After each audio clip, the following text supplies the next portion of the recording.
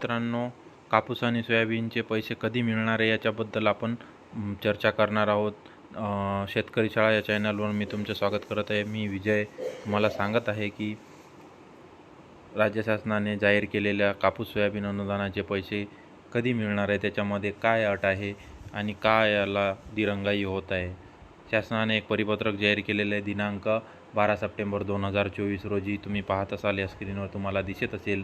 त्याच्यामध्ये विषय आहे ई पीक पाहणी तसेच सन 2023च्या खरीप हंगामातील कापूस व सोयाबीन पीक उत्पादक शेतकऱ्यांना अर्थसहाय्य योजना अंमलबजावणीबाबत. त्याच्यामध्ये आहे खरीप हंगाम 2023च्या 7/12 उतार्यावर नोंद असून ई पीक पाहणी पोर्टलवर नोंद नसलेले खातेदार यांना पण हे पैसे वितरित करणार आहे. आणि वन पट्टेधारक यांना मदत देणे यांना पण हे पैसे मिळणार आहे, ज्यांच्याकडे प्रति हेक्टरी 5,000 रुपये आणि मर्यादा 2 हेक्टरपर्यंत असे 10,000 रुपये शेतकऱ्यांच्या खात्यामध्ये येणार आहे. लाईक आणि सबस्क्राईब जरूर करा मित्रांनो.